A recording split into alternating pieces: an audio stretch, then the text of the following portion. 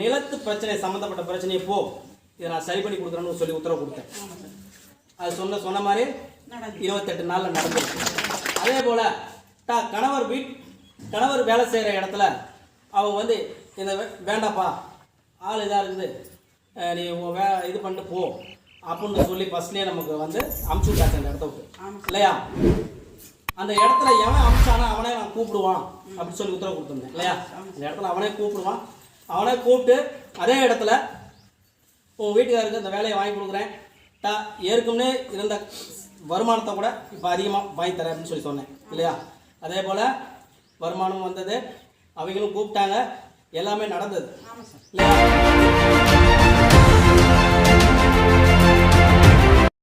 இருந்தாலும் டைம் சரியில்லை, ரொம்ப இதாக இருப்பா அப்படின்னு சொன்னேன். கேட்கல, சரி பார்த்துக்கலாம் அப்படின்னு கொஞ்சம் அசால்ட்டாக இருந்தது. 30 அடி பனை மரத்துலேருந்து கீழே விழுந்தது. கீழே விழுந்து இந்த கை கட்டாகி போச்சு, நெஞ்சில் அடி. அன்னைக்கே முடிஞ்சிருக்க வேண்டியது இல்லையா. கருப்பசாமி விழுந்த உடனே யாரை கூப்பிட்டேன்? கருப்பசாமி என்னதான் கூப்பிட்டேன் இல்லையா. என்னதான் கூப்பிட்டதுக்கப்புறம் நான் வெளியில் இருந்தேன் இல்லையா. என் பிள்ளை வெளியில இருந்து ஃபோன் பண்ணி இது பண்ணி இந்த மாதிரி வந்து அந்த பிள்ளையோட உயிருக்கு எந்த ஒரு பிரச்சனையும் வராது, நான் காப்பாற்றி கொடுக்குறேன், இது பண்ணி கொடுக்குறேன். ஆனால் அந்த இது வந்து இன்னும் இதாகலை, கொஞ்சம் கொஞ்சமாக நான் சரி பண்ணி கொடுக்குறேன் அப்படின்னு சொல்லி சொன்னேன் இல்லையா.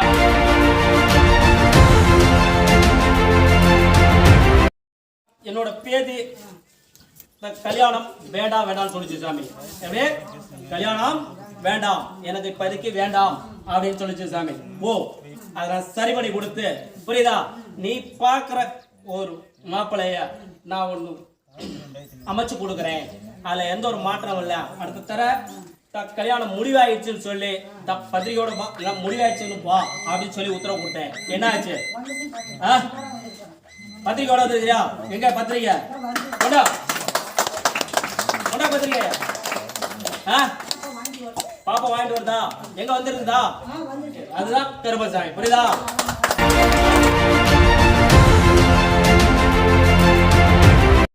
ஒரு நாள் மனநிலை சரியில்லை சாமி, அதுக்கு எனக்கா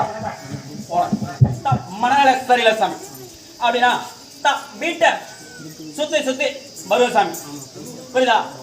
நல்ல சிந்தை இல்லை, உங்களோட கணவருக்கு நல்ல சிந்தை இல்லை. அப்படி இருக்கும்போது வாழ்வா சாவா இருக்கும்போது ஒருத்தர் வந்து இந்த மாதிரி வீரமச்சாமட்டியில இருக்கிற ஒரு கருப்பசாமி இருக்குது, மலையாள கருப்பசாமி இருக்கிற அந்த இடத்துக்கு போனா உன்னோட கணவரை காப்பாத்திடலாமா, புரியுதா. இப்படி பைத்தியம் முடிச்ச மாதிரி வச்சுக்கிட்டு இது பண்ணிட்டு உனக்கே நம்பிக்கை இல்லை அப்படின்னா நம்ம புருஷன் இருப்பாரா இல்ல இறந்துருவாரா அப்படிங்கிற ஒரு நம்பிக்கை இல்லாம டெய்லி கண்ணீரும் மனமா இருந்துக்கணும் அப்படின்னு சொல்லி சொல்ற, புரியுதா. அப்படி இருக்கும்போது என்னோட இடத்துக்கு கேள்விப்பட்டு எப்படியாவது அந்த இடத்துக்கு போய் அவன் வந்து இந்த இடத்துக்கு வந்த பிற்பாடு கருப்பசாமி உன்னோட கையை பிடிச்சி நாடியை பிடிச்சி ஒரு 2 நிமிடம் கையை பிடிச்சி உன் நாடியை பிடிச்சி 2 நிமிடம் போல இதுல இருந்து உன்னோட மனநோயா நானாம் பார்க்கல, புரியுதா. உனக்கு சரி பண்ணி கொடுத்து உன்னை எந்த வேலைக்கு நீ போறதில்ல, உன்னை போட்டு பக்கத்துல இருக்கிற சொந்த மந்தெல்லாம் தூக்கி இலை போட்டு பாக்குறான், புரியுதா. உன் இதுல இருந்து உன் கருப்பசாமி உன் கட்டுமலைக்கு வந்து ஆராய்ச்சி பார்த்து உன்னை சரி பண்ணி கொடுத்து உன்னை பழையபடி வேலைக்கு அமைச்சு விடுறேன், வேலை ரெகுலரா வருதான்னு சொன்னேன். இப்ப எப்படி வருதா? அதுதான் இந்த மலையாள கருப்பசாமி.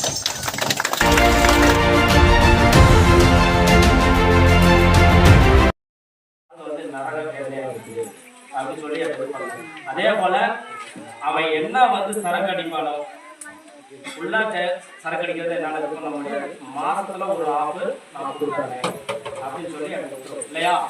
அதே போல சரி நானும் உன் பிள்ளையோட குடியை நான் நிப்பாட்டி கொடுத்துறேன், இதுல இருந்து எந்த ஒரு மாற்றமும் இல்லை, நான் சரி பண்ணி கொடுத்தேன்னு சொல்லி இது பண்ணேன்.